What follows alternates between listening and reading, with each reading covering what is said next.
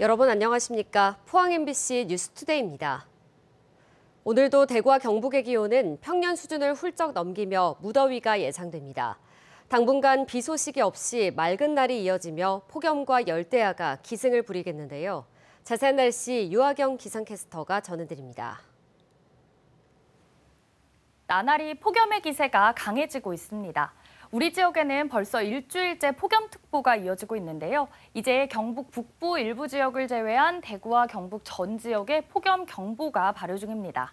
차라리 비라도 시원하게 내렸으면 좋겠는데 당분간 비 소식 없이 맑은 날이 예상되고요. 고온다습한 남서풍이 지속적으로 유입되고 낮 동안 강한 햇볕까지 더해져 폭염이 계속 기승을 부리겠습니다. 오늘도 자외선 지수 매우 높음, 오존 농도 나쁨 예상돼 건강 잘 챙겨주시기 바랍니다. 어제도 대부분 지역에서 낮 최고 기온이 36도 이상 치솟아 올해 들어 가장 높은 일 최고 기온을 기록한 곳이 많았는데요. 오늘 아침에도 밤사이 기온이 식지 못해 열대야를 보이는 지역이 많습니다. 목요일 대구와 포항의 아침 기온 28도, 안동은 26도고요. 울진은 초열대야를 버금가는 29도 가리키고 있습니다. 낮에는 대부분 지역에서 최고 36도 안팎까지 올라 매우 덥겠고요. 사람 체온에 더금가는 찜통더위가 예상되는 만큼 온열 질환 발생 가능성도 높겠습니다. 다음 주까지 계속해서 뚜렷한 비 소식 없이 강한 볕이 이어지겠고요. 푹푹 찌는 더위 속 열대야와 폭염에 건강 잘 챙겨주시기 바랍니다. 날씨였습니다. 이강덕 포항시장이 취임 11주년을 맞아 그동안의 성과와 남은 1년의 과제를 설명했습니다. 교육 의료에 뒤처지면 선도도시가 못 된다며 포스텍 연구중심 의대를 반드시 쟁취해야 한다고 밝혔는데요. 또 대한민국의 강소도시에 머무르지 말고 세계와 경쟁하는 도시가 돼야 한다는 비전도 제시했습니다. 김기영 기자입니다. 포항 최초 삼선 시장인 이강덕 포항시장, 철강 중심의 산업구조 다변화와 도시 경쟁력 강화를 11년 임기 최대 성과로 자평했습니다. 전국 최초로 2차 전지, 바이오, 수소, 3개 분야 특화 단지를 지정받았고 전국 최대 면적의 기회발전 특구 선정으로 신산업 중심 도시로 발돋움했습니다.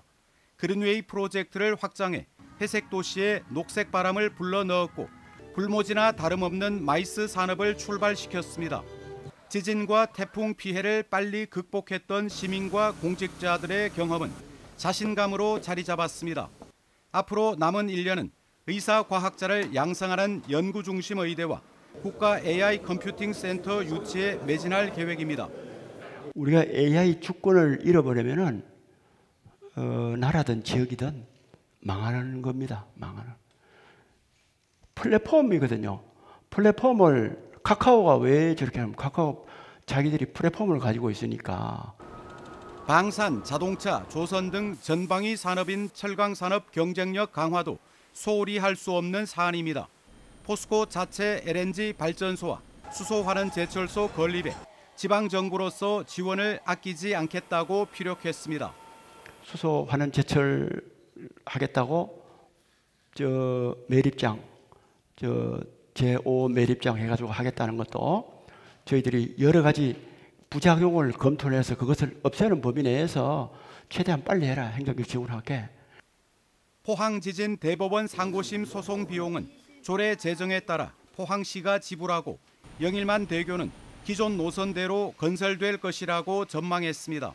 미래 포항은 국제도시로 발돋움해야 생존할 수 있다는 명제도 남겼습니다.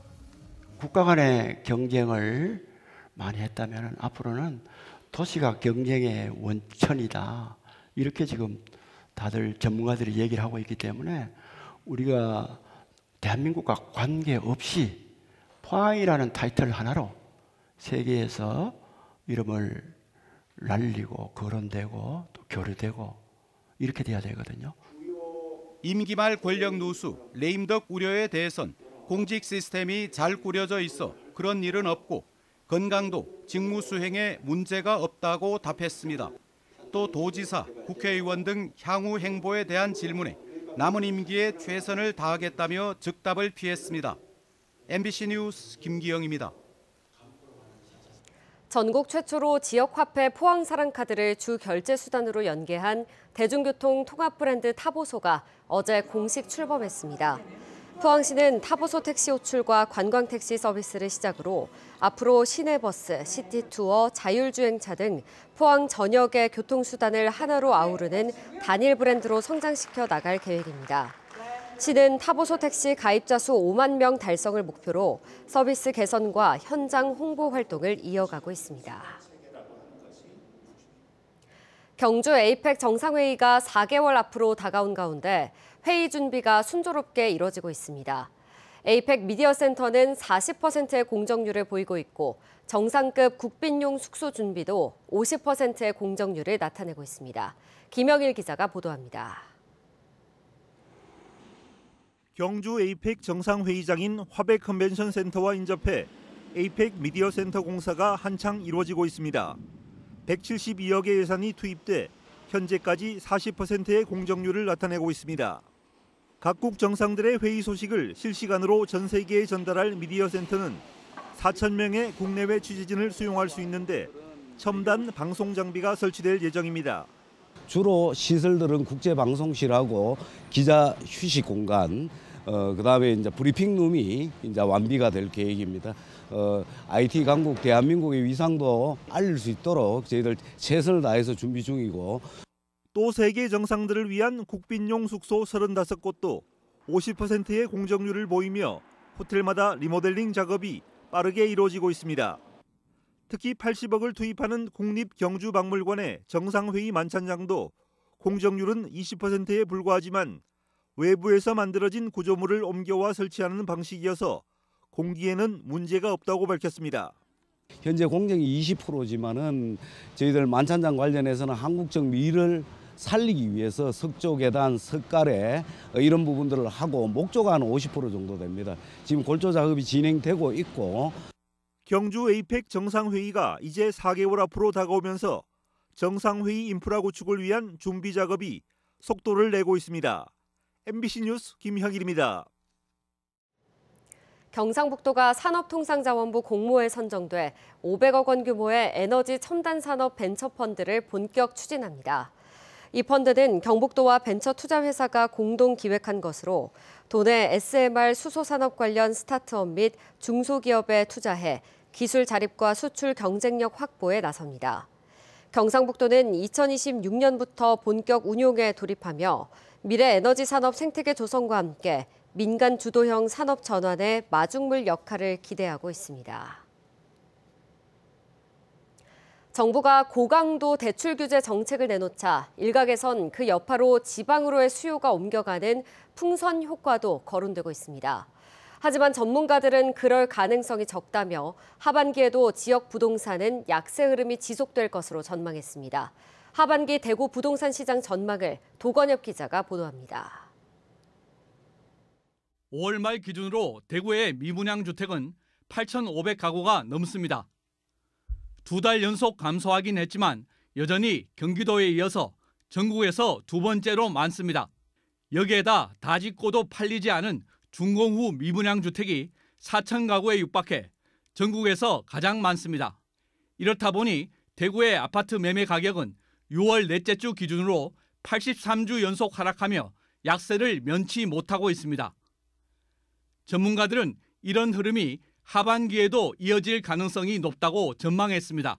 대구 지역 경기가 워낙 안 좋기 때문에 이게 부동산의 이제 매수 심리를 불어올릴 수 있는 유인책이 거의 없습니다. 대출 규제라든지 또는 세제 완화 정책이 좀 보여져야 되는데 아직까지 그 부분에 대해서 정부가 이렇다 할 얘기를 내놓지 않고 있습니다.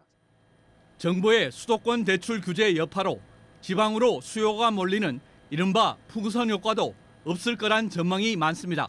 지방 쪽은 대출 규제가 조금 덜하긴 합니다만 여전히 시장 쪽에서 약세 국면들에 있고 또 지방에서 주택을 또 구입했을 때 수도권으로 넘어올 때 대출 규제가 오히려 이제 강화되는 이슈도 있기 때문에 당장은 수도권 쪽에서의 대출 규제가 지방 쪽의 수요 증대로 이어지기는 어렵다. 드러난 미분양 외에 대기 중인 공급량도 상당히 쌓여 있어서 올해 하반기나 내년까지 지켜봐야 대구 부동산 시장의 회복 여부를 논할 수 있을 것으로 전망했습니다. MBC 뉴스 도건협입니다. 의성, 청송, 영덕, 울지들 지역구로 둔 국민의힘 박형수 국회의원은 대구 경북과 광주 신공항 통합 이전 문제를 대통령실에 설치되는 TF팀에서 동시에 해결할 것을 촉구했습니다. 박 의원은 그제 국회 예산결산특별위원회 정책 질의에서 지난달 25일 이재명 대통령이 광주 타운홀 미팅에서 광주 공항 이전 사업을 위해 TF 구성을 지시했다며 대구 경북 신공항 이전 문제도 형평성 있게 추진해야 한다고 주문했습니다. 국토교통부 측은 다음 달 기본계획 고시가 목표라는 계획을 밝혔습니다. 경산의 한 노인 복지시설에서 급식의 유통기한이 한참 지나고 곰팡이가 핀 식자재를 쓴다는 폭로가 나왔습니다. 시설을 이용하는 어르신들 대부분은 고령의 치매를 앓고 있어 음식이 이상하거나 탈이 나도 알아채기 힘든 분들입니다. 손은민 기자의 보도입니다. 떡에 노랗고 푸른 곰팡이가 가득합니다. 검게 변한 바나나에선 벌레가 기어다닙니다. 두부는 누렇게 색이 변했고 냉동고엔 유통기한이 10개월 넘게 지난 만두와 제조일자를 알 수 없는 떡이 쌓였습니다. 모두 경북 경산의 한 주간보호센터 급식실에서 쓰인 식재료들입니다. 그 떡을 쪄서 내라 그러시더라고요. 그랬는데 이렇게 제가 손으로 잡았는데 냄새가 너무 많이 나는 거예요. 바나나를 내라 하고 들고 왔는데 여행사 쌤도 그렇고 우리도 보고는 이거는 아니다. 떡은 씻은 뒤 다시 찌고 바나나는 갈아서 냉동만두는 국으로 끓여 어르신들 식탁에 올렸다고 폭로했습니다. 직원들은 시설장이 매번 어디선가 유통기한이 한참 지났거나 오래된 식자재를 가져온다고 말합니다. 중고거래 앱에서 무료로 나눔하는 반찬을 얻어와 식사로 낸 적도 있다고 했습니다. 이것도 왔는지 도라지 그런 것도 갖고 오고 그랬어요. 나물도 묻혀놓은 거 갖고 오고. 노인복지법에 따르면 재가 노인복지시설은 급식을 제공하는 경우 영양사의 지도를 받아 작성한 식단에 따라 위생적으로 조리해서 내야 합니다. 이 시설에 다니는 어르신은 20여 명, 식사 후 설사를 하고 복통을 앓거나 장염에 걸리는 날도 잦았는데 대부분 고령에 기저질환이 많고 치매를 앓고 있어 그 정도는 아플 수 있다고 여겨졌다고 직원들은 말했습니다. 이런 걸 내면서 매일 재짓는 기분인 거예요. 매일. 어른들은 한 끼 못 먹고 한 끼 이상한 거 먹으면 탈이 나거든요. 잠깐만 안 봐도 이 상태는 급격히 나빠지시거든요. 주간보호센터 대표인 시설장 몰래 음식을 버리고 사비로 재료를 사와 밥을 짓기도 한 일부 직원은 결국 증거를 모아 신고했습니다. 해당 시설장은 유통기한이 지나거나 불량한 식자재를 쓴 적이 없고 보건소가 안내한 식단에 따라 시설에서 조리한 음식만 제공하고 있다고 밝혔습니다. 또 업무 미숙으로 계약 종료 후 나간 직원이 허위 사실로 자신을 음해하고 있다고 주장했습니다. 경산시와 보건당국도 관련 민원을 받고 이 노인복지시설에서 실제로 불량 식자재가 쓰였는지 조사하고 있습니다. MBC 뉴스 손은민입니다. 대구와 경북에서 올해 산업재해로 사망한 노동자가 지난해보다 크게 늘어 노동당국이 특별 대책 운영에 나섰습니다. 대구지방고용노동청에 따르면 지난달 25일 기준 올해 대구 경북의 산업재해 사망자는 42명으로 지난해 같은 기간보다 75% 늘었습니다. 이 가운데 50인 미만 소규모 사업장의 중대재해가 80% 이상을 차지했습니다. 대구고용노동청은 오는 10월 8일까지 100일간 50인 미만 소규모 고위험 사업장을 대상으로 중대재해 감축 특별 대책을 운영할 예정입니다. 민주노총이 총파업을 선언한 가운데 민주노총 경북지역본부도 더불어민주당 경북도당 당사 앞에서 노동 현안 해결을 촉구하고 도당과 면담을 진행했습니다. 민주노총 경북본부는 하청 비정규직도 원청과 교섭할 수 있도록 하는 노동법 개정 공포와 500일 넘게 고공농성을 벌이고 있는 구미 옵티컬 하이테크 등 경북의 반인권적 노동 문제 해결을 촉구했습니다. 민주노총은 오는 16일부터 24일까지 총파업 주간을 진행합니다. 영덕구는 모두 4,575억 원 규모의 재해 복구 사업을 본격 추진한다고 밝혔습니다. 정부의 특별재난지역 지정에 따라 확보한 재해 복구비 3,700억 원과 영덕군이 정부의 건의에 확보한 마을 재건 사업비 875억 원을 사업 재원으로 활용해 임시주택 건설, 산불 피해지 긴급 벌채, 송이 생산지 복원 등의 사업을 수행할 계획입니다. 또한 성리 노물리 도시재생 사업, 오보리 매정 1, 2, 삼계리 취약지역 생활 여건 개조 사업 등 마을 재건 사업을 함께 추진할 계획입니다.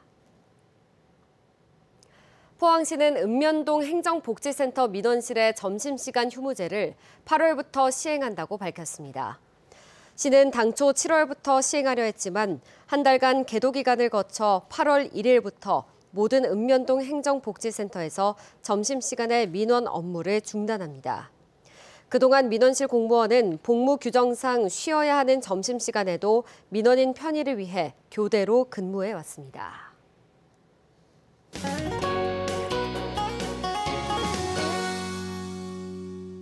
나날이 폭염의 기세가 강해지고 있습니다. 우리 지역에는 벌써 일주일째 폭염특보가 이어지고 있는데요. 이제 경북 북부 일부 지역을 제외한 대구와 경북 전 지역에 폭염경보가 발효 중입니다. 차라리 비라도 시원하게 내렸으면 좋겠는데 당분간 비 소식 없이 맑은 날이 예상되고요. 고온다습한 남서풍이 지속적으로 유입되고 낮 동안 강한 햇볕까지 더해져 폭염이 계속 기승을 부리겠습니다. 오늘도 자외선 지수 매우 높음, 오존 농도 나쁨 예상돼 각별히 유의하셔야겠습니다. 어제도 대부분 지역에서 낮 최고 기온이 36도 이상 치솟아 올해 들어 가장 높은 일 최고 기온을 기록한 곳이 많았는데요. 오늘 아침에도 밤사이 기온이 식지 못해 열대야를 보이는 곳이 많습니다. 오늘 아침 대구와 포항의 기온은 28도, 안동은 26도고요. 울진은 초열대야 수준에 버금가는 29도 가리키고 있습니다. 낮에는 오늘도 최고 36도 안팎까지 올라 매우 무덥겠고요. 특히 체감온도가 35도 내외로 올라 오늘도 계속해서 덥겠습니다. 온열질환 발생 가능성이 높아 수분을 수시로 섭취해 주시고 한낮 야외 활동은 자제해 주시기 바랍니다. 위성 영상입니다. 오늘 전국적으로 일본 남쪽 해상에 위치한 고기압의 가장자리에 들겠습니다.